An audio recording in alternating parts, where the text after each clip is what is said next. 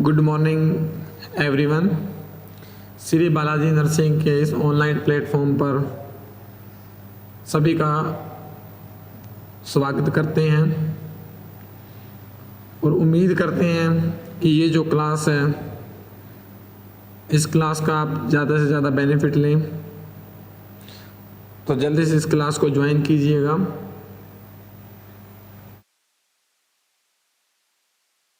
आज का जो क्लास है हमारा वो चाइल्ड हेल्थ नर्सिंग का क्लास रहने वाला है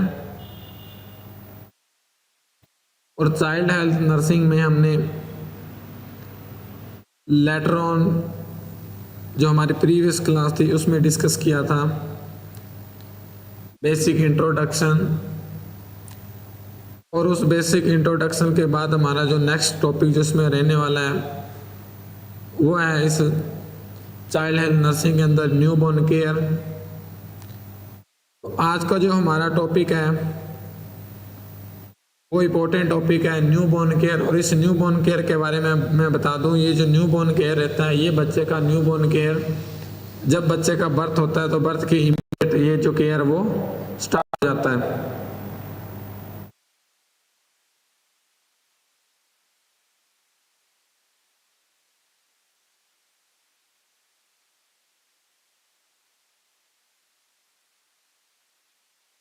तो ये जो न्यूबॉर्न केयर की हम बात कर रहे हैं, ये जो न्यूबॉर्न केयर है ये बर्थ के बाद ही क्या हो जाता है, शुरू हो जाता है।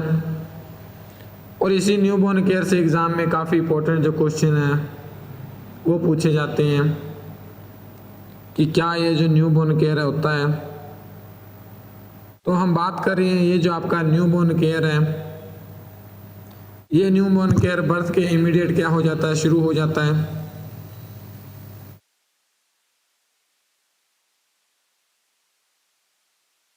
चलिएगा हम इस क्लास को शुरू करने जा रहे हैं।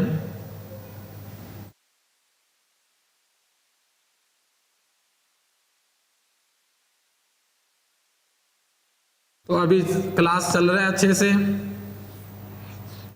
शिवानी एंड ममता दोनों को वेरी गुड इवनिंग। क्लास चल रहा है अच्छे से, कोई वॉइस का प्रॉब्लम तो नहीं है? अगर कुछ ऐसा है तो आप मेरे को बता दीजिएगा।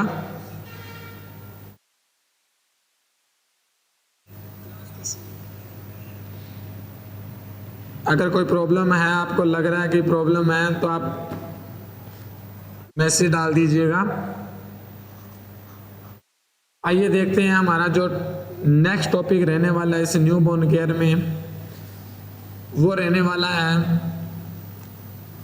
हम बात करें न्यूबॉर्न केयर की। और इसी न्यूबॉर्न केयर का जो फर्स्ट जो हमारा टॉपिक है, अरे वो कौन सा है, सक्शनिंग। हम किसकी बात करेंगे, सक्शनिंग की बात करेंगे। हमने लास्ट क्लास में डिस्कस किया था कि ये जो सक्शनिंग है, ये सक्शनिंग क्या होता है, ये जो सक्शनिंग है, ये सक्शनिंग क्या होता है, और हम बच्चे की सक्शनिंग क्यों करते हैं, बर्थ के बाद हम बच्चे की सक्शनिंग क्यों करते हैं। क्लियर? और ये जो सक्शनिंग हम क्यों करते हैं, ये सक्शनिंग हम इसलिए करते हैं ताकि कि ये जो बच्चा है इस बच्चे को एस्पिरेशन से क्या किया जाए, प्रिवेंट किया जाए। इसलिए हम बच्चे की क्या करते हैं, अरे बच्चे की क्या करते हैं, सक्शनिंग करते हैं। और ये जो सक्शनिंग है ये इंपॉर्टेंट है, ये सक्शनिंग इंपॉर्टेंट है और इसी सक्शनिंग से एग्जाम में क्वेश्चन पूछे जाते हैं। एनी डाउट है क्या? अरे कोई वॉइस के रिलेटेड प्रॉब्लम है तो आप जल्दी से बताइएगा, फिर हम क्लास को शुरू करें।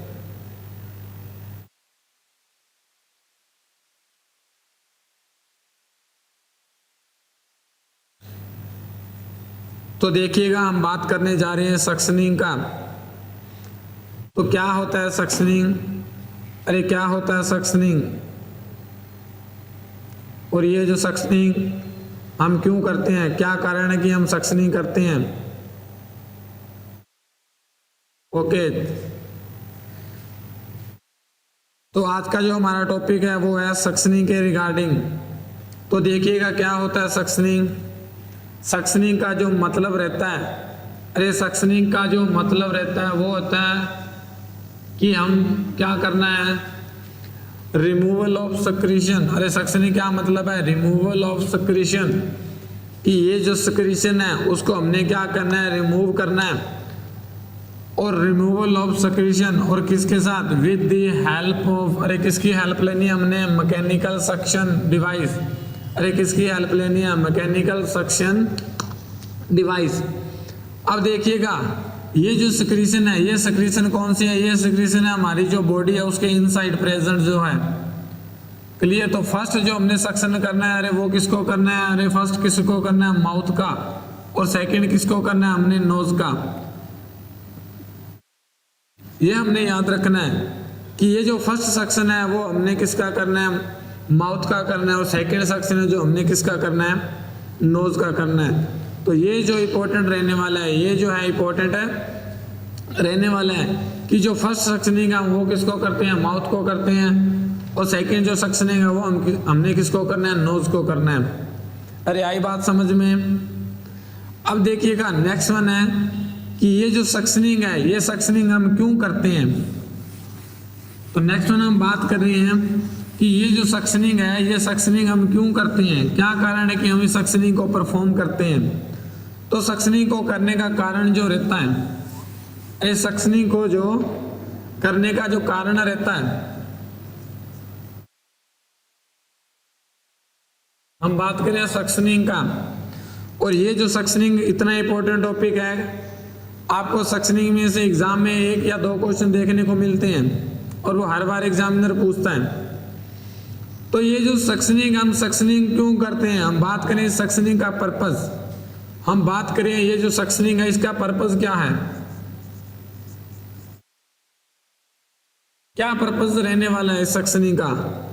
तो पहले ही जो इसका पर्पस है वो है टू क्लीन एयरवे। इस सक्शनिंग से हम क्या करते हैं, एयरवे को क्या करते हैं, क्लीन करते हैं। दूसरा क्या है, जब हमने इस एयरवे को क्लीन कर दिया, अरे एयरवे था, इस एयरवे में सक्रीशन भरा हुआ है, हमको हमने क्या किया, उसको सक्शन डिवाइस के थ्रू क्या कर दिया, उसको क्लीन कर दिया। तो जब क्लीन कर दिया तो क्या हुआ, ये जो एयरवे था उसको हमने क्लीन कर दिया, तो उसके अंदर पहले सक्रीशन भरा हुआ था, उस सक्रीशन को हमने बाहर निकाल दिया। तो क्या हुआ, ये जो आपका एयरवे है, ये जो एयरवे है वो क्या हो गया, मेंटेन। तो सेकंड क्या रहता है, टू मेंटेन एयरवे। तो हमने क्या किया, इस एयरवे को क्या कर दिया, हमने मेंटेन कर दिया। पहले ये एयरवे था कैसा था, ब्लॉक था, इसके अंदर सक्रीशन भरा हुआ था, हमने क्या किया, इसको मेंटेन कर दिया। नेक्स्ट जो पर्पस क्या है, अब ये देखो हम बात करें, ये एयरवे, ये आपका एयरवे है, क्लियर। अब इस एयरवे के अंदर क्या था, इस एयरवे के अंदर आपका क्या भरा हुआ है, ये सक्रीशन भरा हुआ है, ये यहाँ पर एयरवे के अंदर सक्रीशन भरा हुआ है। हमने क्या डाला इसके अंदर, एक सक्शन डिवाइस का जो कैथेटर डाला, और क्या किया, ये जो आपका एयरवे है इसका जो सक्रीशन है ये इसके अंदर भरा हुआ था, हमने क्या किया, इसको क्लीन करना शुरू किया। जब ये क्लीन हो गया तो क्या हुआ, आपका जो एयरवे है वो कैसा हो गया, मेंटेन हो गया, यस और नो। अब पर्पस क्या आएगा, मैं आपको जो पर्पस है वो बिल्कुल सीक्वेंस वाइज बताऊंगा और आपको याद करने में आसानी रहेगा कि एयरवे को हमने क्लीन किया, उसके बाद एयरवे कैसा हो गया, मेंटेन हो गया। पहले ब्लॉक पड़ा था, इसके अंदर सक्रीशन बढ़ा हुआ था। अगर हम इस सक्रीशन को बाहर ना निकालेंगे, अगर इस सक्रीशन को हम बाहर ना निकालेंगे तो क्या होगा, ये जो सक्रीशन है ये अंदर इकट्ठा पड़ा था, इसके अंदर क्या हुआ, बैक्टीरिया ने ग्रो करना शुरू कर दिया। तो बैक्टीरिया ग्रो करेगा तो ये बैक्टीरिया क्या कॉज करेगा, फिर आगे जाके इन्फेक्शन कॉज करेगा, क्लियर। ये बैक्टीरिया आगे जाके क्या कॉज करेगा, इन्फेक्शन कॉज करेगा। तो इसका जो नेक्स्ट जो पर्पस आता है वो आता है टू प्रिवेंट इन्फेक्शन। किससे प्रिवेंट करना, इन्फेक्शन से प्रिवेंट करना। तो नेक्स्ट जो आएगा वो क्या आएगा, टू प्रिवेंट इन्फेक्शन। अब देखिएगा एयरवे को हमने क्लीन किया, एयरवे को मेंटेन हो गया और इन्फेक्शन से प्रिवेंट हो गया। अब नेक्स्ट वन क्या पर्पस रहता है? नेक्स्ट वन पर्पस रहता है डायग्नोस्टिक पर्पस। अरे हम डायग्नोस करने के लिए भी क्या करते हैं? सैंपल लेते हैं, डायग्नोसिस। Diagnostic purpose. और डायग्नोस्टिक कैसे? एग्जाम्पल के तौर पर लिख लो, स्पूटम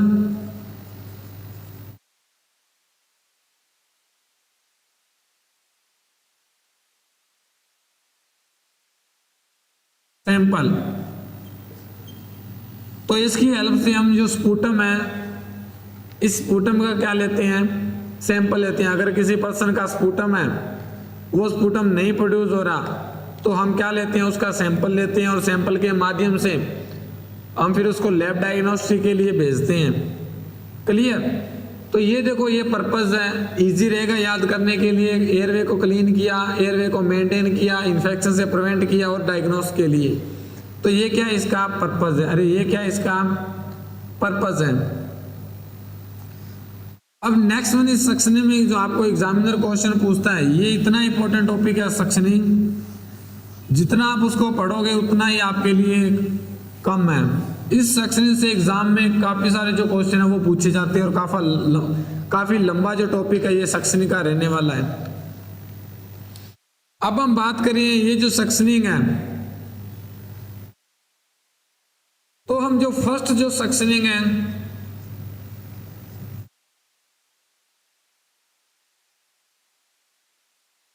वो फर्स्ट सेक्शनिंग हम किसको करते हैं? अरे फर्स्ट सेक्शनिंग हमने ऑलवेज किसको करना है? माउथ को करना है। सेकंड जो करना है हमने वो किसको करना है? वो हमने करना है नोज को करना है। और मैंने बताया था माउथ को क्यों करना है। माउथ को इसलिए करना है कि माउथ के अंदर जो सिक्रीशन पड़ा है, अगर आपने फर्स्ट नोज को कर दिया तो क्या होगा? इफ फर्स्ट सेक्शन नोज, तो क्या होगा? उस पर्सन में क्या आएगा? उस पर्सन में आएगा स्नीजिंग रिफ्लेक्स। क्या प्रोड्यूस होगा? स्नीजिंग रिफ्लेक्स क्या होगा? स्टिमुलेट होगा। और जब स्नीजिंग रिफ्लेक्स स्टिमुलेट होगा, स्नीजिंग रिफ्लेक्स का मतलब रहता है डीप इंस्पायरेशन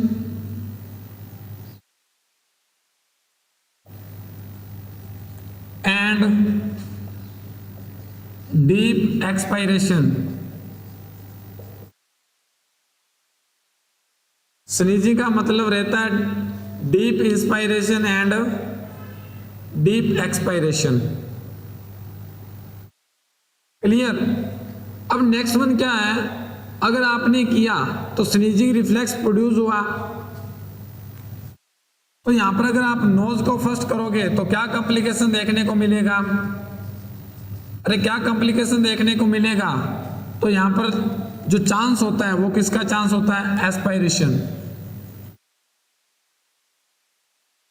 वो पर्सन है वो क्या कर जाएगा? एस्पायरेशन कर जाएगा। इसलिए हम क्या करते हैं?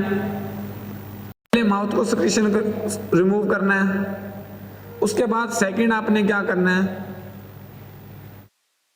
नोज का जो सिक्रीशन है उसको क्या करना है? आपने रिमूव करना है। तो ये था हमारा जो सक्शनिंग है। इस सक्शनिंग का क्या था कि ये जो सक्शनिंग है वो सबसे पहले हम सक्शनिंग किसको करते हैं? माउथ को करते हैं। उसके बाद सेकंड जो सक्शनिंग है वो किसको करते हैं? नोज को करते हैं। तो फर्स्ट जो हमने माउथ को करना है उसके बाद हमने नोज को करना है। अगर हमने एक्सीडेंटली पहले नोज को कर दिया तो क्या देखने को मिलेगा? ये जो सिक्रीशन है वो क्या कर जाएगा? एस्पिरेट कर जाएगा, एस्पिरेट कर जाएगा। फोटो ले लो इसका, ठीक है। इसलिए हम सबसे पहले जो सक्शनिंग है वो किसको करते हैं? हम पहले जो सक्शनिंग करनी है ऑलवेज माउथ को करना है। किसको करना है? माउथ को करना है। जल्दी से नोट डाउन कीजिएगा इसको।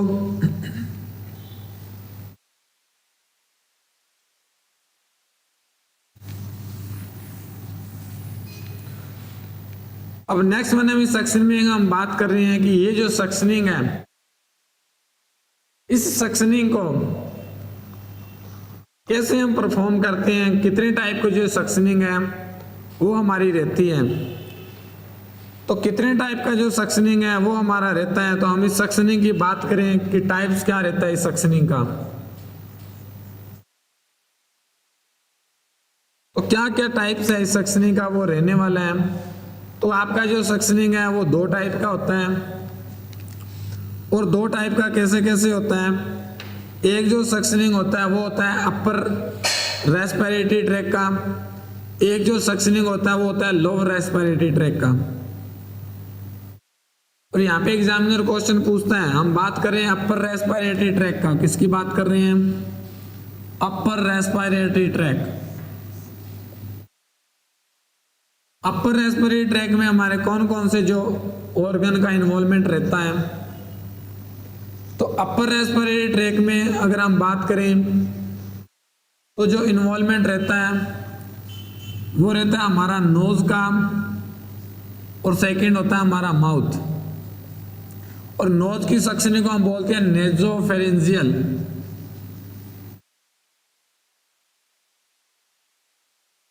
और माउथ को हम बोलते हैं ओरोफेरेंजियल। अब दोनों में क्या डिफरेंस है। ये जो सक्शनिंग है ये हम नोज के माध्यम से करते हैं, ये जो सक्शनिंग है वो हम माउथ के थ्रू करते हैं। तो जो सक्शनिंग हम नोज के थ्रू करते हैं उसको बोलते हैं हम नेजोफेरेंजियल, जो सक्शन माउथ को बोलते हैं उसको हम बोलते हैं ओरोफेरेंजियल। और nasopharyngeal and oropharyngeal both suctioning are किसका है, अपर रेस्पिरेटरी ट्रैक का सक्शन है। किसका है, अपर रेस्पिरेटरी ट्रैक का सक्शन है। अब नेक्स्ट वन हम बात कर रहे हैं, ये जो सक्शनिंग है वो कर रहे हैं हम लोअर रेस्पिरेटरी ट्रैक का। अरे किसका कर रहे हैं, लोअर रेस्पिरेटरी ट्रैक का कर रहे हैं। तो लोअर रेस्पिरेटरी ट्रैक का जो सक्शन होता है उसमें कौन कौन आपका इन्वॉल्वमेंट होता है। तो आपने देखा होगा कि किसी पर्सन का अपर है वे ब्लॉक हो जाता है तो हम लोअर मेंटेन करते हैं। और वो कैसे मेंटेन करते हैं, एक हम उसको ईटी ट्यूब डालते हैं और एक हम उसको क्या डालते हैं, ट्रेकियोस्टोमी ट्यूब डालते हैं। तो हम बात करें ईटी ट्यूब, एंडोट्रेकियल ट्यूब, और सेकेंड हम बात करें ट्रेकियोस्टोमी ट्यूब। एक हम बात करें एंडोट्रेकियल ट्यूब और दूसरा हम बात कर रहे हैं ट्रेकियोस्टोमी। तो ये जो दोनों आता है ये कौन सी सक्शनिंग में आता है, आपका लोअर रेस्पिरेटरी ट्रैक। और ये एग्जाम में पूछा जाता है, nurse is perform upper respiratory track, nurse is perform upper respiratory track, then which type of suction is performed, which respiratory suction is performed, upper या lower, तो that is upper respiratory। अब इसी अपर और इसी लोअर से examiner पूछता है, और एग्जामिनर क्या पूछता है। तो नेक्स्ट वन हम बात कर रहे हैं, इस जो सक्शन है ये जो सक्शनिंग का ड्यूरेशन क्या रहने वाला है। हम बात करें ये जो सक्शनिंग है इस सक्शनिंग का ड्यूरेशन क्या रहने वाला है। और इसी ड्यूरेशन से एग्जाम में क्वेश्चन पूछा जाता है कि क्या इसका जो ड्यूरेशन है वो रहने वाला है। तो सक्शनिंग का जो ड्यूरेशन रहता है,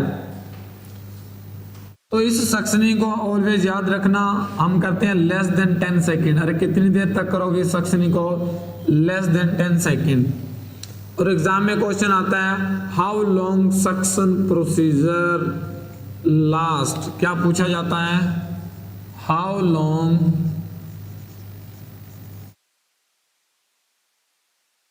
सक्शन प्रोसीजर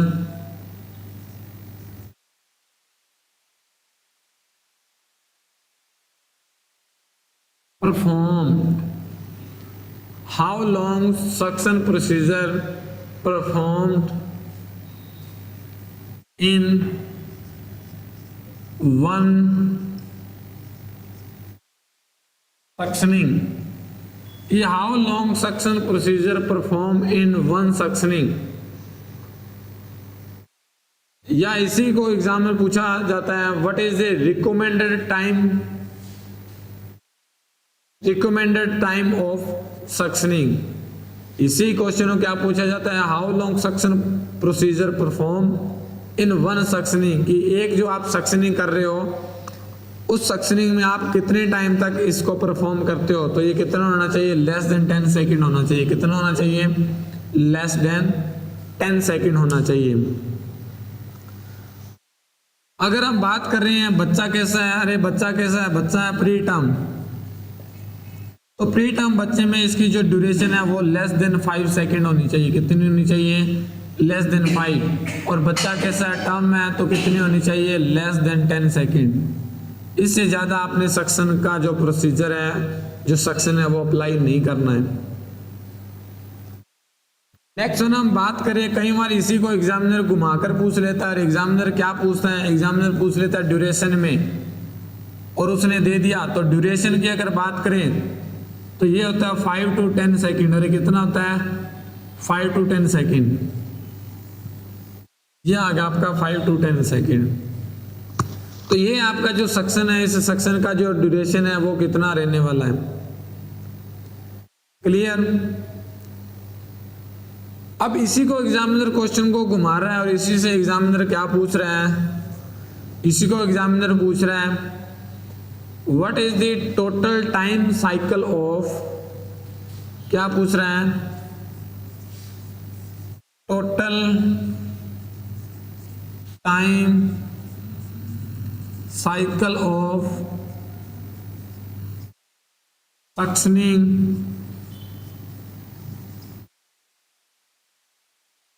प्रोसीजर। यहां पे क्या पूछ रहे हैं, total time cycle of suctioning procedure. इसका मतलब होता है कि ये एग्जामिनर पूछ रहा है कि आप टोटल टाइम जो सक्शनिंग का साइकिल है वो कितना टाइम।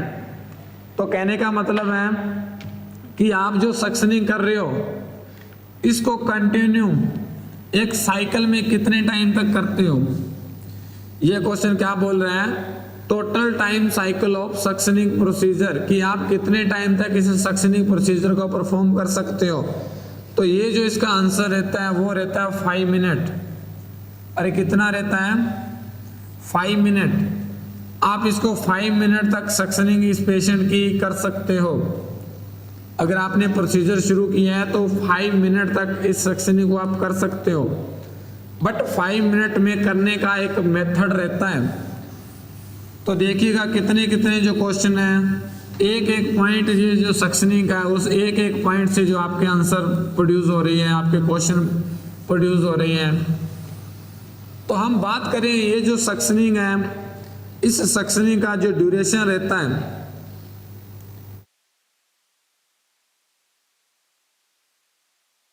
इस सक्शनिंग का जो ड्यूरेशन रहता है, हम बात करें total time,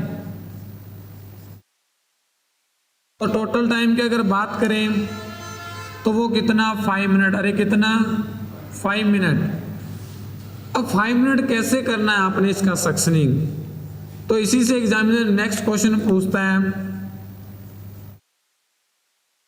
what is the gap between two suction, कि आप सक्शन कर रहे हो उस सक्शन में जो गैप रहने वाला है वो नॉर्मल कितना होता है। तो एग्जामिनर देखो कहां से आपको क्वेश्चन पूछता है कि what is the gap between two suction, कि आप 2 सक्शन कर रहे हो, उस सक्शन के बीच में गैप कितना होना चाहिए। तो हम बात करें इसका गैप का। अब गैप का मतलब क्या रहता है कि हमने एक टाइम सक्शनिंग किया और वो सक्शनिंग किया हमने 10 सेकेंड। अरे कितने तक किया, 10 सेकेंड। और लगातार हम कितने टाइम तक कर सकते हैं, 5 मिनट तक कर सकते हैं। अब ऐसा नहीं है कि लगातार हम कंटिन्यूस को 5 मिनट करेंगे। हम क्या देते हैं, गैप देते हैं। गैप का मतलब होता है क्या देना, रेस्ट देना। क्या देना, रेस्ट देना। कितना रेस्ट देते हैं, हमने 10 सेकेंड सक्शन किया, उसके बाद क्या करते हैं 20 to 30 सेकेंड हमने क्या देना है, उसको गैप देना है। अरे क्या देना है, गैप देना है। मैं आगे जाके बताऊंगा कि ये जो गैप आपने क्यों देना है। उसके बाद क्या करते हैं, फिर हमने सेकंड स्टेप किया, फिर हमने 10 सेकंड सक्शनिंग की, फिर हमने क्या दिया 20 to 30 सेकंड हमने क्या दिया, गैप दिया। तो ये जो आपके टोटल इवेंट है ये आप लगातार कब तक कर सकते हो, अप टू 5 मिनट। आपने 5 मिनट तक आप इसका सक्शन कर सकते हो। बस याद रहे आपने ये जो स्टेप है ये फॉलो करना है कि 10 सेकंड सक्शनिंग किया, फिर आपने रेस्ट दिया, फिर सक्शनिंग किया, फिर रेस्ट दिया। क्लियर? तो ये था कि ये जो सक्शनिंग है हम कर रहे हैं। अब कई बार इसी को एग्जामिनर घुमा देता है, एग्जामिनर आपको कहीं नहीं छोड़ने वाला। वो क्या पूछ रहा है, उसने ड्यूरेशन को घुमा दिया। तो मैं ड्यूरेशन के तौर पर बता दूं आपको कि आप सक्शनिंग कर रहे हो माउथ की, किसकी कर रहे हो, माउथ की। आप सक्शनिंग कर रहे हो नोज की, और आप सक्शनिंग कर रहे हो ट्रेकियोस्टोमी ट्यूब की, किसकी कर रहे हो, ट्रेकियोस्टोमी ट्यूब की। तो तीनों की जो सक्शनिंग करते हो, इसकी जो सक्शनिंग करनी है आपने, इस सक्शनिंग करनी है लेस देन 10 सेकेंड। कितनी टाइम करनी है, लेस देन 10 सेकेंड। ये इसका ड्यूरेशन रहता है। नेक्स्ट वन हम बात करें, आप सक्शनिंग कर रहे हो किसकी, एंडोट्रेकियल ट्यूब का, एंडोट्रेकियल ट्यूब, जिसको आप ईटी ट्यूब बोलते हो। तो इस ईटी ट्यूब का जो ड्यूरेशन रहता है वो आपने करना है लेस देन 15 सेकेंड। अरे कितना, लेस देन 15 सेकेंड। अब एग्जामिनर अगर आपको पूछ रहा है what is the duration, normal duration of suctioning, तो आपको ऑप्शन आएगा 10 सेकेंड। अगर एग्जामिनर पूछ रहा है what is the normal duration of suctioning a patient who is ET tube intubation, तो आपका जो ऑप्शन आएगा वो आएगा लेस देन 15 सेकेंड। फिर आपका क्या आएगा, लेस देन 15 सेकेंड आएगा। अब क्वेश्चन कैसा आता है एग्जाम में, क्वेश्चन आपको ऐसा मिलेगा एग्जाम में, क्वेश्चन मिलेगा what is the ideal duration of suctioning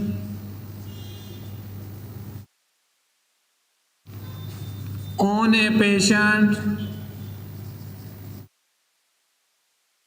who is ET tube intubation,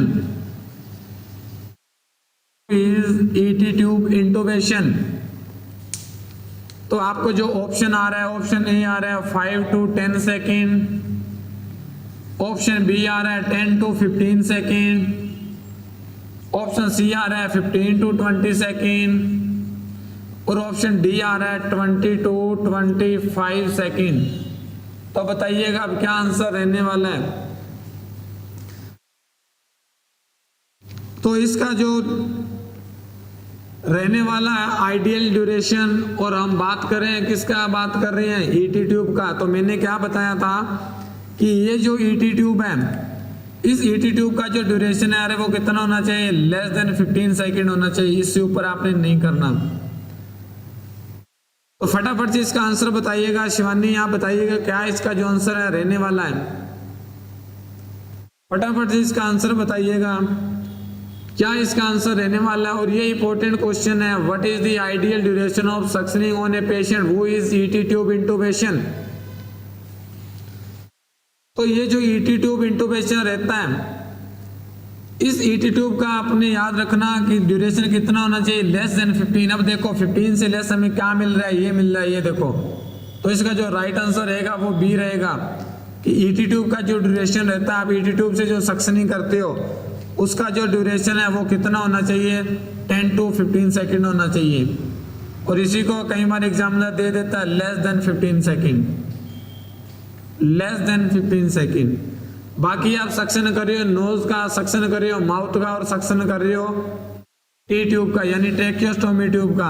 अगर आपको ऐसा पूछ रहा है एग्जामिनर, अब एग्जामिनर कुछ नहीं पूछा, एग्जामिनर सीधा पूछा what is the ideal duration of suctioning on a patient, on a patient, इतना ही पूछ रहा है एग्जामिनर। अब नहीं पूछा उसने ईटी ट्यूब, फिर क्या ऑप्शन आएगा, तो फिर आपका ए ऑप्शन आएगा, फिर आपका क्या आएगा, ए ऑप्शन आएगा। अब 5 to 10 सेकेंड हम किस में करते हैं, चाहे आपका माउथ है, चाहे आपका नोज है, चाहे आपका ट्रेकियोस्टोमी ट्यूब है। क्लियर।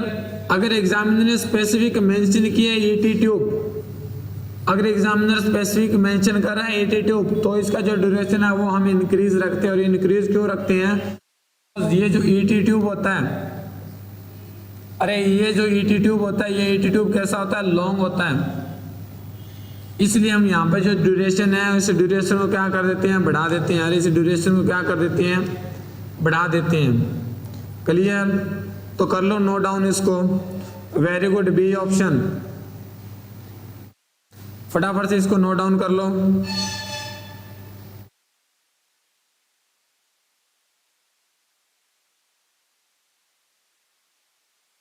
तो ये तो था कि हम जो सक्शनिंग कर रहे हैं इसका ड्यूरेशन।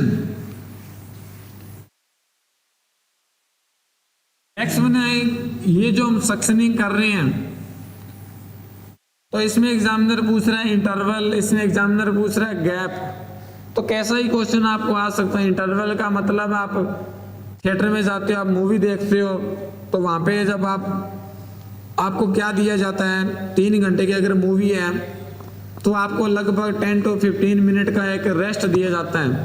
इसी रेस्ट को हम बोलते हैं इंटरवल यानी गैप। अब नेक्स्ट वन हम बात कर रहे हैं before and after suctioning. Next one हम किसकी बात कर रहे हैं? What is the nursing priority action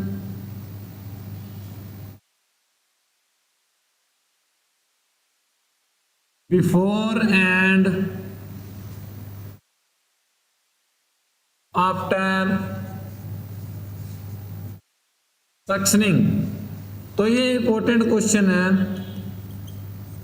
कि what is the nursing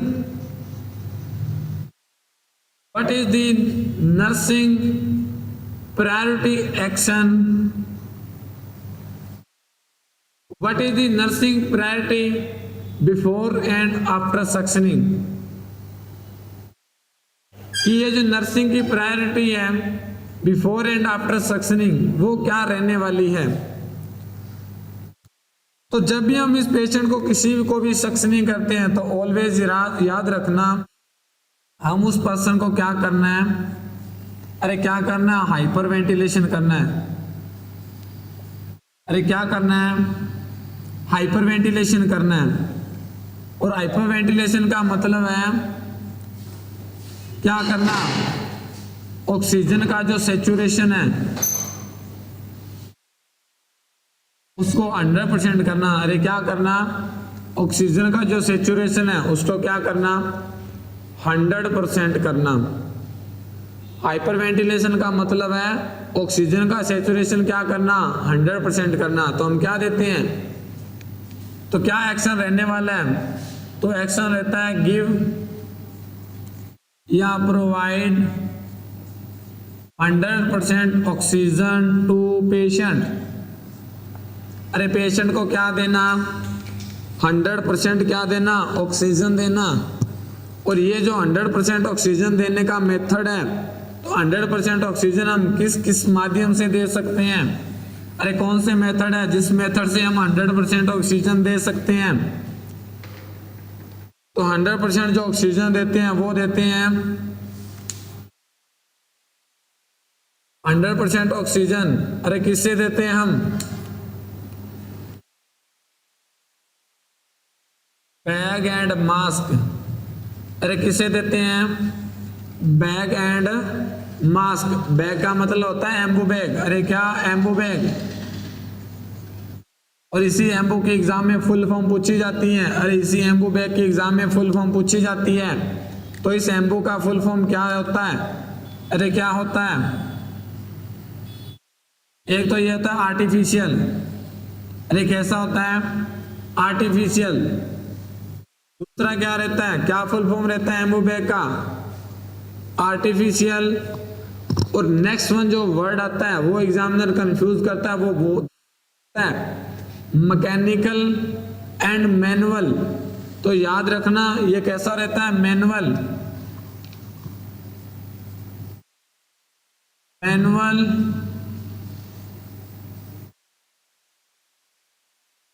breathing unit. इस एम्बूबैग का फुल फॉर्म को याद रखना, आर्टिफिशियल मैनुअल ब्रीथिंग यूनिट। कभी भी मैकेनिकल नहीं होता। मैकेनिकल का मतलब होता है कि जो मशीनरी होती है उसको बोलते हैं मैकेनिकल, और मैनुअल का मतलब है जो चीज हम बाय हैंड कर रहे हैं। मैनुअल का मतलब रहता है बाय हैंड, जो चीज हम परफॉर्म कर रहे हैं बाय हैंड उनको हम बोलते हैं मैनुअल। आपने देखा होगा, आप किसी पेशेंट का ब्लड प्रेशर मेजर कर रहे हो तो आप हैंड से करते हो, उसको बोलते हैं मैनुअल बीपी अपरेटस। और यहाँ पे आपको एग्जामिनर, मैं फिर बता रहा हूँ आपको, एग्जामिनर बड़ा क्लेवर होता है, वो आपको ऑलवेज ऑप्शन देता है यहाँ पर मैकेनिकल,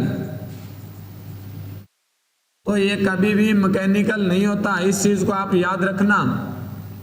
एम्बूबैग का फुल फॉर्म क्या होता है? Artificial manual breathing unit. क्या रहता है? Artificial manual breathing unit. काफी सारे ऑप्शन मिलेंगे आपको, artificial mouth breathing unit, artificial mechanical breathing unit. तो आपने कंफ्यूज नहीं होना है, आर्टिफिशियल कौन सा होता है? मैनुअल होता है। और आर्टिफिशियल का मतलब होता है बनावटी। क्या मतलब होता है? बनावटी। अब ये जो एम्बूबैग है, ये एम्बूबैग क्या करता है? 100% ऑक्सीजन प्रोवाइड करता है। और एक चीज याद रखना, एम्बूबैग तभी 100% ऑक्सीजन प्रोवाइड करेगा, 100% जो ऑक्सीजन है तभी प्रोवाइड करेगा if Anbu is attached with oxygen. अगर ये आपका एम्बू ऑक्सीजन के साथ अटैच है तभी आपको 100% ऑक्सीजन प्रोवाइड करेगा। ऐसा नहीं है कि एम्बूबैग आपका अटैच ही नहीं है ऑक्सीजन के साथ। चलो देखते हैं ये एम्बूबैग क्या होता है। ये देखो, ये आपका एम्बूबैग है, ये आपका क्या है? एम्बूबैग है। और इस एम्बूबैग के आगे ये आपका एम्बूबैग है।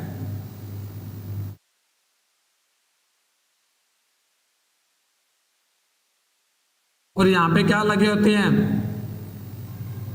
यहाँ पे एक वाल्व लगा होता है। यहाँ पे क्या लगा होता है? एक वाल्व लगा होता है। ऐसा होता है आपका एम्बूबैग। यहाँ पे क्या लगा होता है? एक वाल्व लगा होता है। ये एक वाल्व लगा होता है जो ऐसे ओपन रहता है ऊपर से।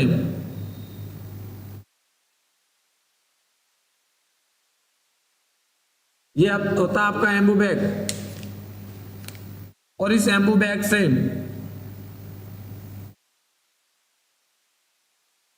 और ये जो एम्बूबैग रहता है, इस एम्बूबैग से आपने यहां देखा होगा पीछे की तरफ एक छोटा सा कनेक्टर रहता है।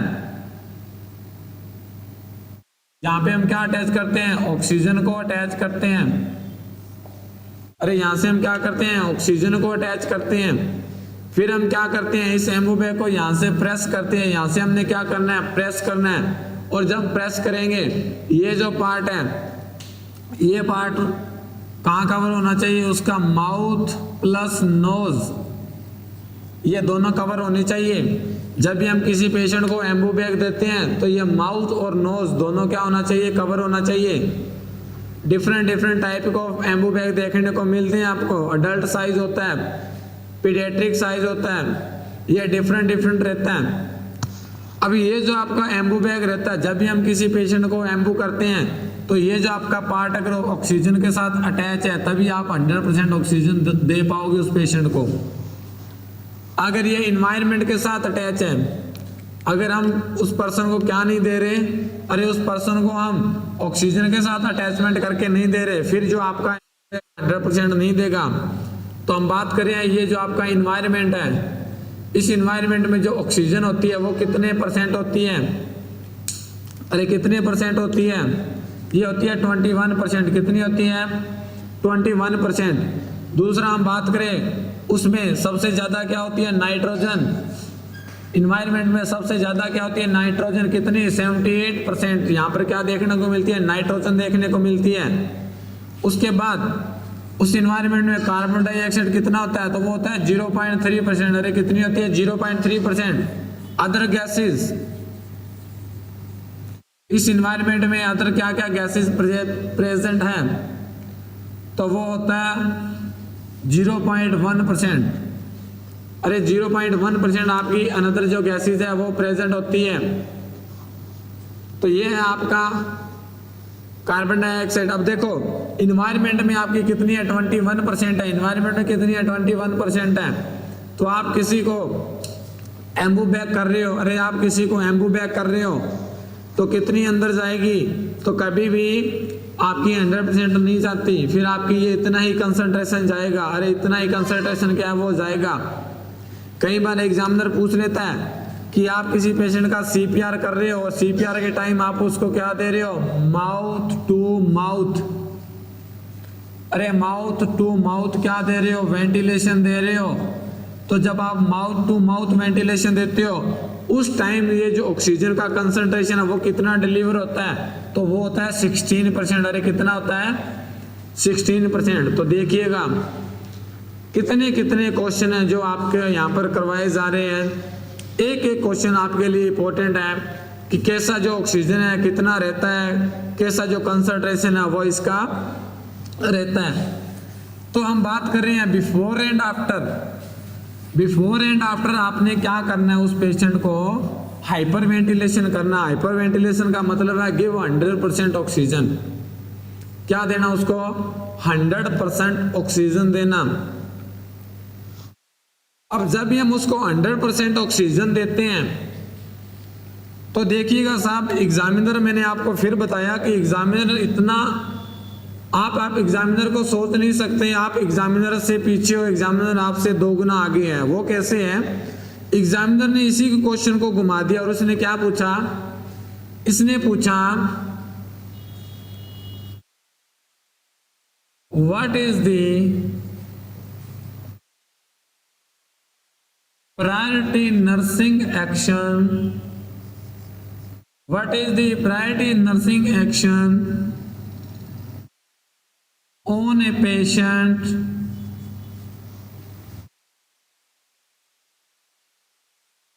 who have diagnosis with COPD, diagnosis with COPD. What is the priority nursing action on a patient who has diagnosed with COPD before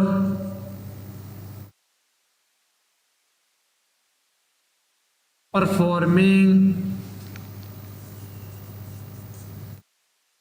suctioning procedure. अब देखिएगा एग्जामिनर ने क्या पूछा, what is the priority nursing action on a patient who have diagnosed with COPD before performing suctioning procedure। कि suctioning procedure perform करने से पहले nurse का प्रायोरिटी एक्शन क्या रहने वाला है। अब ये देखिएगा कितना इसने खतरनाक क्वेश्चन बना दिया। यहाँ पर आपको ऑप्शन ए दे रहा है, give 100% oxygen to patient, B दे रहे हैं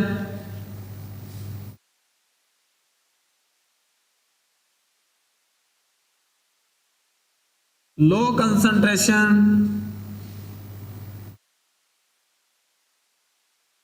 ऑक्सीजन टू पेशेंट, सी दे रहे हैं give hyper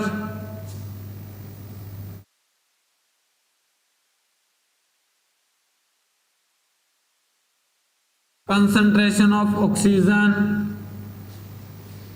hyper concentration of oxygen,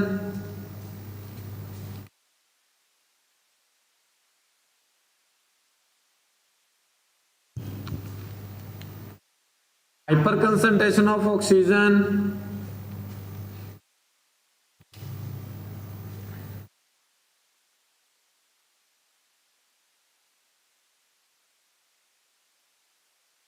और डी ऑप्शन दे रहा है नन ऑफ अबव। ये जो डी ऑप्शन है मैंने यहां लिखा है। अब बताइएगा क्या ऑप्शन यहां पर रहने वाला है कि पेशेंट को 100% ऑक्सीजन दोगे, पेशेंट को लेस कंसंट्रेशन ऑक्सीजन दोगे, या हाइपर कंसंट्रेशन दोगे, या इनमें से कोई भी नहीं करोगे। जल्दी से क्वेश्चन को पढ़िएगा और आंसर दीजिएगा।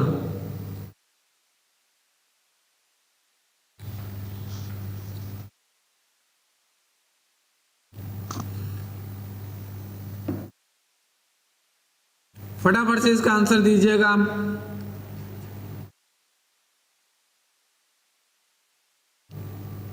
ममता एंड शिवानी दोनों इसका आंसर बताइएगा, क्या इसका आंसर रहने वाला है।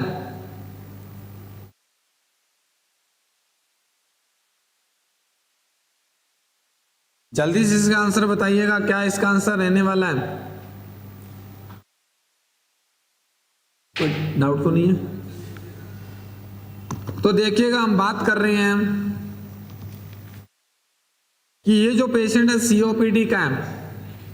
सीओपीडी का मतलब रहता है, सीओपीडी का क्या मतलब रहता है? सीओपीडी का मतलब रहता है क्रोनिक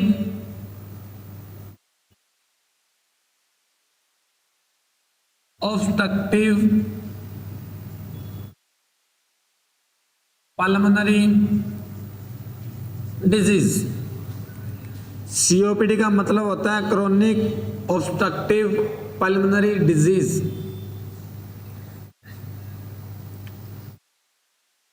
ए ऑप्शन आ रहा है, दोनों का ए ऑप्शन आ रहा है। चलिए अब देखते हैं इसका क्या आंसर रहने वाला है। अब आपने क्वेश्चन को ध्यान से पढ़ना है। एग्जामिनर इसी क्वेश्चन को घुमा दिया और उसने पूछा सीओपीडी। सीओपीडी का मतलब होता है chronic obstructive pulmonary disease. Chronic का मतलब है बहुत टाइम से उसका जो एयरवे है वो कैसा हो गया, ऑब्स्ट्रक्शन हो गया है। अरे उसका एयरवे कैसा पड़ा है, ऑब्स्ट्रक्टिव पड़ा है। तो जब भी आपको ऐसा क्वेश्चन आ रहा है एग्जाम में सीओपीडी का, तो एक चीज को याद रखना, हमारा जो रेस्पिरेटरी है, अरे हमारा जो रेस्पिरेटरी है, इस रेस्पिरेटरी को इनिशिएशन करने में कौन हेल्प करता है? रेस्पिरेशन को स्टार्ट कौन करवाता है? तो वो कराता है कार्बन डाइऑक्साइड। और ये भी इंपॉर्टेंट क्वेश्चन एग्जाम में पूछा हुआ क्वेश्चन है कि हमारा जो रेस्पिरेशन है उसको स्टार्ट कौन करवाता है, उसको इनिशिएशन कौन करवाता है? तो वो करवाता है कार्बन डाइऑक्साइड, कभी भी ऑक्सीजन नहीं करवाता। इस चीज को याद रखना आप, कभी भी ऑक्सीजन नहीं करवाता। अब हम बात कर रहे हैं कि ये जो कार्बन डाइऑक्साइड है ये हम क्या करवाता है? ये हमारा रेस्पिरेशन को स्टार्ट करवाता है। तो हम बात करें सीओपीडी को, तो सीओपीडी में क्या होता है? क्रोनिक हो गया, ऑब्स्ट्रक्शन हो गया, और वो किसका हो गया? पल्मोनरी हो गया। इसका मतलब उस पर्सन के अंदर कार्बन डाइऑक्साइड क्या हो गया? रिटेन होना शुरू हो गया। और कार्बन डाइऑक्साइड क्या करवाती है? उस रेस्पिरेशन को स्टार्ट करवाता है। तो देखिएगा साहब, ये जो कार्बन डाइऑक्साइड है ये रेस्पिरेशन को स्टार्ट करवाता है, और हमने क्या दे दिया उसको? 100% ऑक्सीजन दे दिया। किसको? सीओपीडी वाले पेशेंट को। तो क्या होगा? उसका जो वेंटिलेशन चल रहा था, कंपनसेटरी मैकेनिज्म जो चल रहा था, वो गड़बड़ हो जाएगा। इसलिए सीओपीडी वाला पेशेंट है, इस सीओपीडी वाले पेशेंट को we always give less concentration oxygen. अरे क्या देते हैं? Less concentration. हम सीओपीडी वाले को ऑलवेज लेस कंसंट्रेशन देते हैं। लगभग 2 लीटर जो ऑक्सीजन है वो हम सीओपीडी वाले पेशेंट को देते हैं। इसलिए यहां पर आपका ए ऑप्शन नहीं आएगा, यहां पर आपका जो राइट ऑप्शन आएगा वो आएगा B, give low concentration oxygen to patient. COPD वाले पेशेंट को कभी भी हम हाई कंसंट्रेशन ऑक्सीजन नहीं देते। अगर दोगे तो उसका जो कंपनसेटरी मैकेनिज्म चल रहा था वो क्या हो जाएगा? डिस्टर्ब हो जाएगा। क्लियर? बिकॉज वो पेशेंट क्या है, वो पेशेंट इसके अगेंस्ट क्या हो गया है? अरे इसके अगेंस्ट कॉम्प्रोमाइज हो गया पेशेंट। और एग्जामिनर आपको यही नहीं छोड़ने वाला। एग्जामिनर पूछेगा कि ये जो सीओपीडी वाला पेशेंट होता है, इस सीओपीडी वाले पेशेंट में ऑक्सीजन का जो सैचुरेशन लेवल है अरे ऑक्सीजन का जो सेचुरेशन सीओपीडी वाले में कितना होता है, 88 to 92% होता है। और ये इंपॉर्टेंट क्वेश्चन है एग्जाम के लिए कि ये जो सीओपीडी वाला पेशेंट है, इस सीओपीडी वाले पेशेंट में ये जो ऑक्सीजन का कंसंट्रेशन होता है, ऑक्सीजन का सेचुरेशन होता है, वो कितना होता है, 88 to 92%। और हम बात करें नॉर्मल पर्सन की, अरे हम बात कर रहे हैं नॉर्मल पर्सन का, तो नॉर्मल पर्सन में जो ऑक्सीजन का सेचुरेशन होता है वो मोर देन 95 होना चाहिए। कितना होना चाहिए, मोर देन 95%। ये ऑक्सीजन का सेचुरेशन एक पर्सन में नॉर्मल होता है। अब सीओपीडी वाले पेशेंट में अगर इतना ऑक्सीजन सेचुरेशन आ रहा है तो इसका मतलब ये अबनॉर्मलिटी नहीं है। अगर 90 आ रहा है तो दैट इज नॉर्मल है, बिकॉज उसकी बॉडी इसके अगेंस्ट क्या हो गई है, कॉम्प्रोमाइज हो गया, कंपनसेट हो गई इसके अगेंस्ट। तो सीओपीडी वाला पेशेंट होता है उसको ऑलवेज हम क्या देते हैं, लेस कंसंट्रेशन ऑक्सीजन देते हैं। अब एग्जामिनर ने इसी क्वेश्चन को घुमा दिया और इसी क्वेश्चन में उसने सीओपीडी नहीं दिया।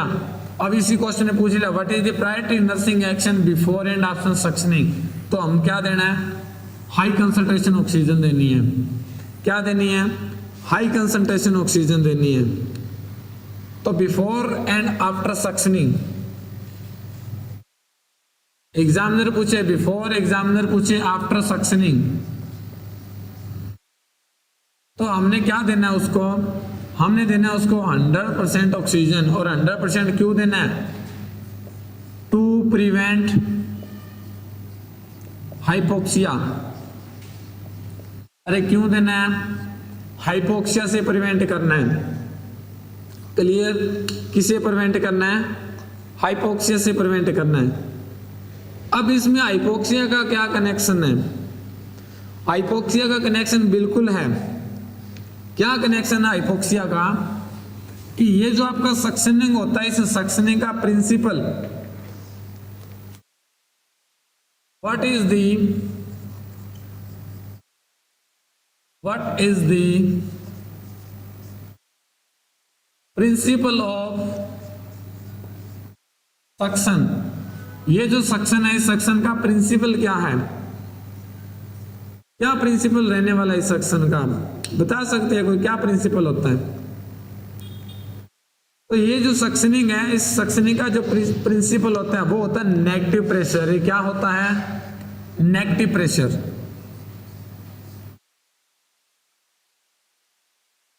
ये इंपॉर्टेंट है, नेगेटिव प्रेशर। तो ये जो सक्शनिंग है, सक्शनिंग का जो प्रिंसिपल होता है वो क्या होता है, नेगेटिव प्रेशर रहता है। ऐसे एक बार एग्जामिनर ने पूछ लिया था, एम्स नॉरसेट में पूछा था,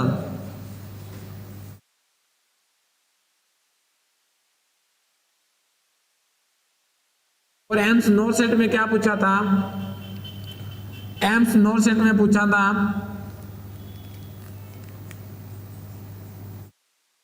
कि ब्लड प्रेशर का प्रिंसिपल क्या होता है।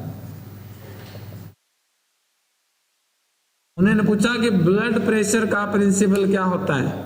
तो ब्लड प्रेशर का जो प्रिंसिपल होता है वो होता है पास्कल लॉ। क्या होता है, pascal law is the principle of blood pressure. तो देखिएगा कैसे कैसे क्वेश्चन है, छोटे छोटे क्वेश्चन, छोटे छोटे पॉइंट, और इतने इंपॉर्टेंट है। इसलिए मैंने स्टार्टिंग में आपको बताया कि ये जो सक्शनिंग, आप इसको जितना इंपॉर्टेंट मानो उतना ही कम है। वेरी वेरी इंपॉर्टेंट टॉपिक है सक्शनिंग। अब देखिएगा इस पेशेंट में हाइपोक्सिया क्यों होता है, व्हाई हाइपोक्सिया इन सक्शनिंग। तो हाइपोक्सिया होने का कारण क्या है, ये देखो, ये किसी पर्सन है, उस पर्सन का क्या है, लंग्स है। ये किसी पर्सन का क्या है, लंग्स है।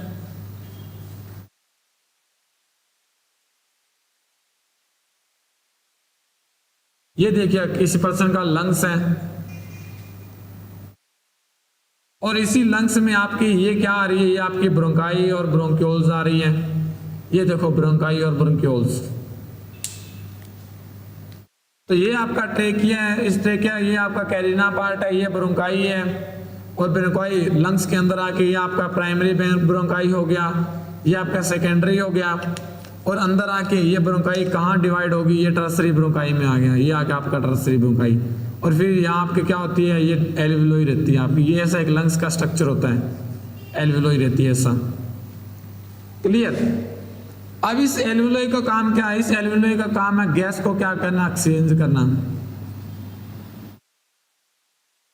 इस एल्वियोलाई का काम क्या है, गैसेस को क्या करना, एक्सचेंज करना।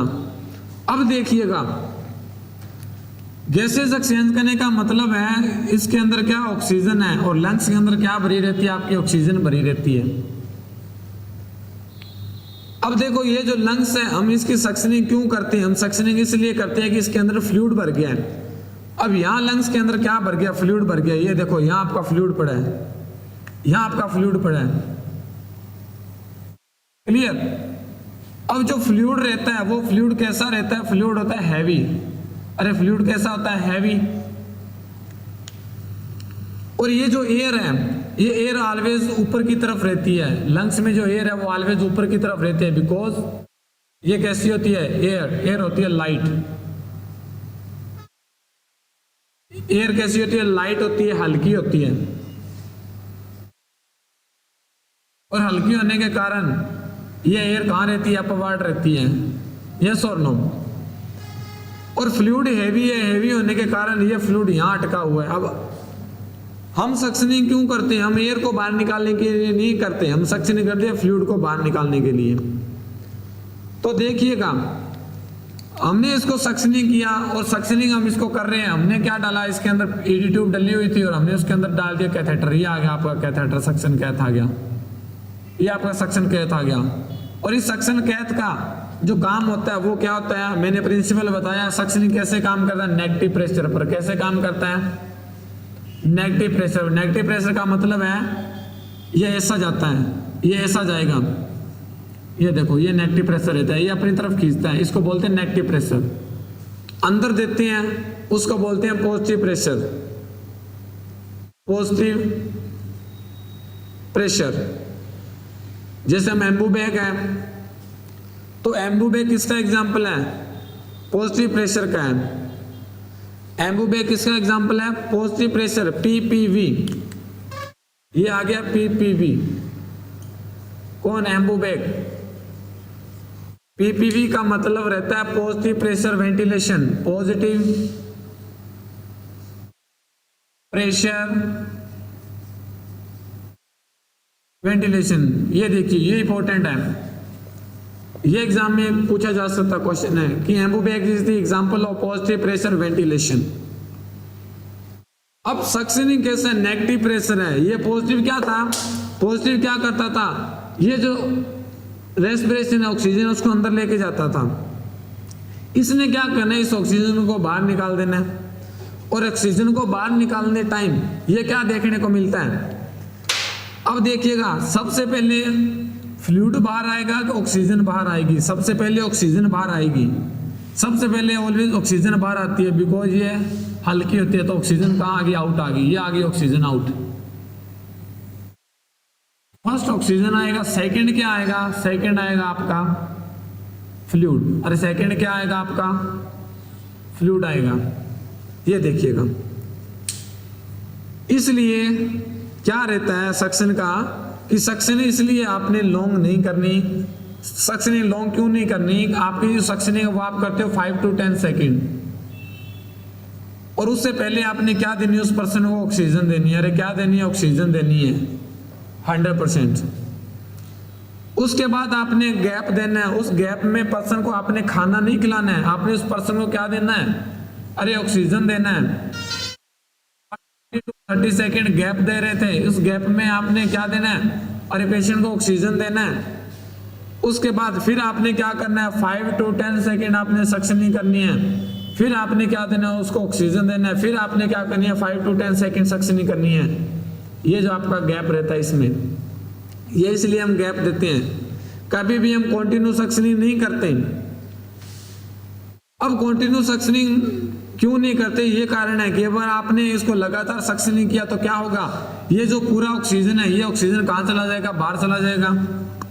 अब इसका लंग्स है, इस लंग्स में ऑक्सीजन की क्या होगी, कमी।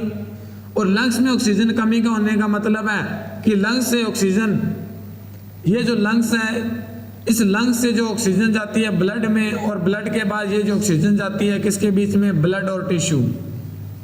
ये ब्लड में जाएगी और ब्लड के बाद ऑक्सीजन कहाँ जाएगी, आपके टिश्यू में जाएगा। और टिश्यू में जब ऑक्सीजन की कमी हो जाती है उसको हम क्या बोलते हैं, हाइपोक्सिया। अरे क्या बोलते हैं, हाइपोक्सिया। ब्लड में अगर कमी हो जाती है उसको बोलते हैं हाइपोक्सीमिया। अरे क्या बोलते हैं, हाइपोक्सीमिया। इसलिए हम उस पर्सन को हाइपर वेंटिलेशन करते हैं ताकि जो ऑक्सीजन है वो उसके अंदर 100% रहे। अगर किसी पर्सन है उसकी सेचुरेशन है, और सेचुरेशन कितनी है, उसकी सेचुरेशन है 80%, आपने कर दिया उसका सक्शनिंग, तो क्या आ गया 60%, और वो पेशेंट को क्या आ जाएगा, कार्डिक डिसरिथमिया हो जाएगा। तो हम बात करें सक्शनिंग का, तो इसमें क्या हो जाता है, हाइपोक्सिया हो जाता है। जब हाइपोक्सिया हुआ तो इस हाइपोक्सिया को किसको पता चला, इस हाइपोक्सिया का पता चला आपके ब्रेन को। अरे किसको पता चला, ब्रेन को। तो जब हाइपोक्सिया होगा तो हाइपोक्सिया होने के बाद सेकंड जो आपका आएगा वो आएगा टैकीकार्डिया। अरे क्या आएगा, टैकीकार्डिया आएगा। उसकी जो पल्स रेट है वो इंक्रीज हो जाएगा, उसको बोलते हैं हम टैकीकार्डिया। उसके बाद उसको क्या आएगा, ब्रेडिकार्डिया। टैकीकार्डिया आएगा, हाइपोक्सिया हुआ, टैकीकार्डिया हुआ, ब्रेडिकार्डिया हुआ। अगर हमने उसको ठीक नहीं किया तो क्या हो जाएगा, अरे क्या हो जाएगा, कार्डिक डिसअरिथमिया।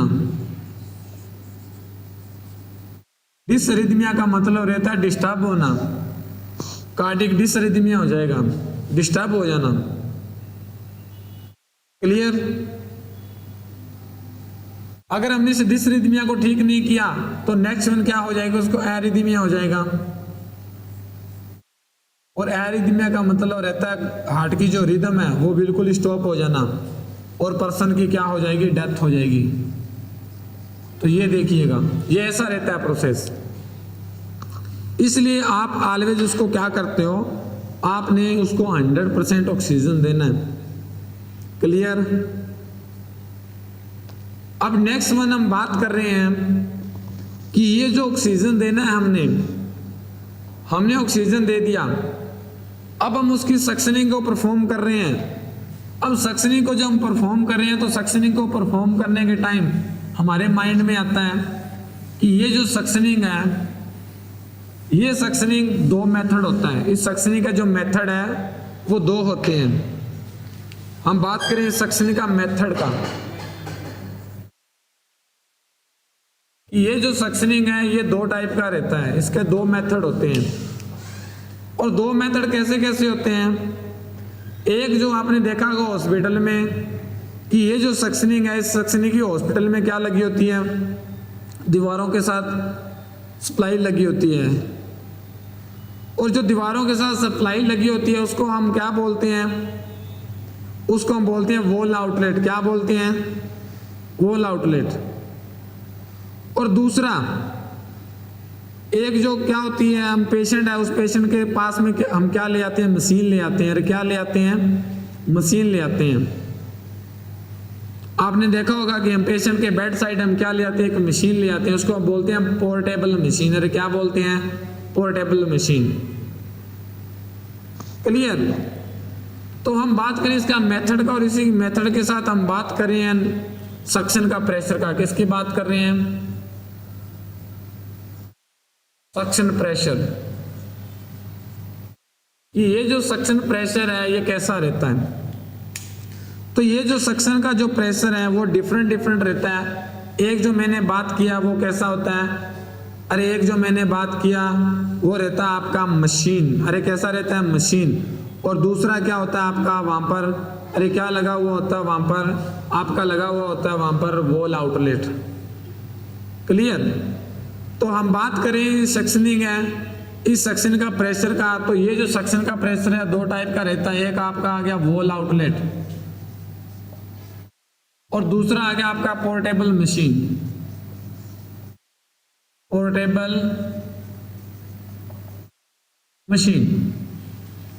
ये दो टाइप का आपका सेक्शन हो गया, एक हो गया वॉल आउटलेट और एक हो गया पोर्टेबल मशीन। वॉल आउटलेट का मतलब है जो दीवार के साथ आपका चेंबर लगा हुआ होता है, जो वॉल के साथ आपका क्या लगा हुआ होता है, एक चेंबर लगा हुआ होता है। और ये जो चेंबर है, इस चेंबर का एग्जामिनर कलर पूछता है, तो ये जो चेंबर है इसका जो टॉप रहता है वो होता है येलो कलर का। अरे कैसा होता है, येलो कलर का। ये येलो कलर का होता है वॉल आउटलेट।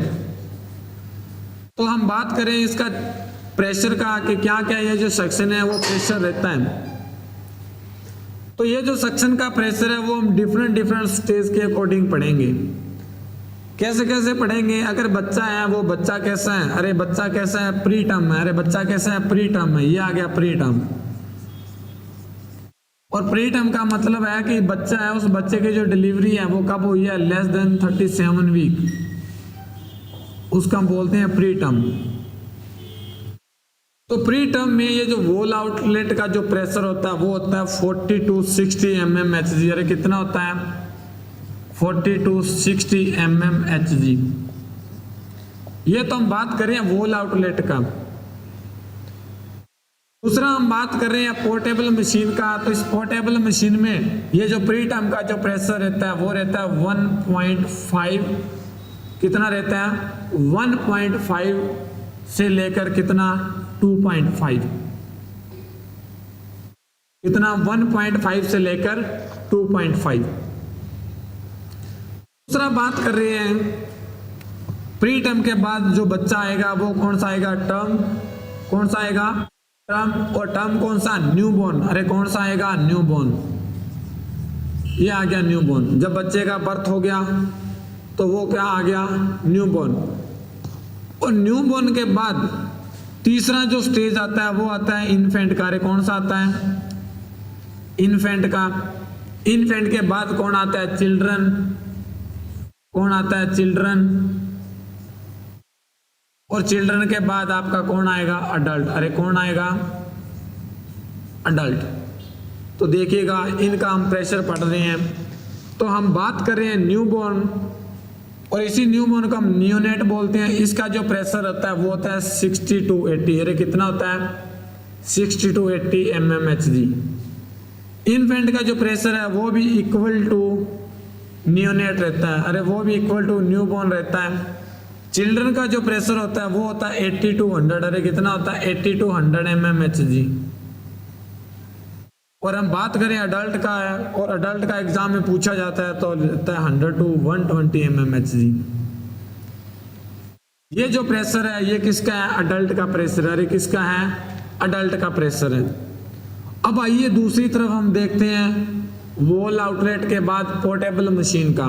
तो इस पोर्टेबल मशीन का न्यूबॉर्न के तरफ प्रेशर जो रहने वाला है वो रहता है 2.5 to 3.5। अरे कितना, ये सभी आपका mmHg में है। ये सभी आपका मिलीमीटर ऑफ मरकरी में है। ये जो आपका प्रेशर रहता है ये रहता है 3 to 5 mmHg। ये जो चिल्ड्रन का प्रेशर रहता है ये रहता है 5 to 10 mmHg। और अडल्ट के लिए जो प्रेशर रहता है वो रहता है 10 to 15 mmHg। तो देखिएगा वॉल आउटलेट का जो प्रेशर है वो बढ़ा हुआ रहता है, पोर्टेबल मशीन का जो प्रेशर है वो हम लेस रखते हैं। और वो क्यों लेस रखते हैं, बिकॉज ये जो इसका जो प्लांट होता है वो एक हॉस्पिटल में कॉमन प्लांट होता है। अरे कैसा रहता है, कॉमन प्लांट होता है इसका। और ये जो रहती है ये पेशेंट के बेड साइड रहती है। अरे कैसे रहती है, पेशेंट के बेड साइड यानी नियर में रहती है, पास में रहती है। इसलिए हम इसका जो प्रेशर है वो लेस रखते हैं। तो फटाफट से इसको नोट कर लीजिएगा, फटाफट से इसको नोट कर लीजिएगा।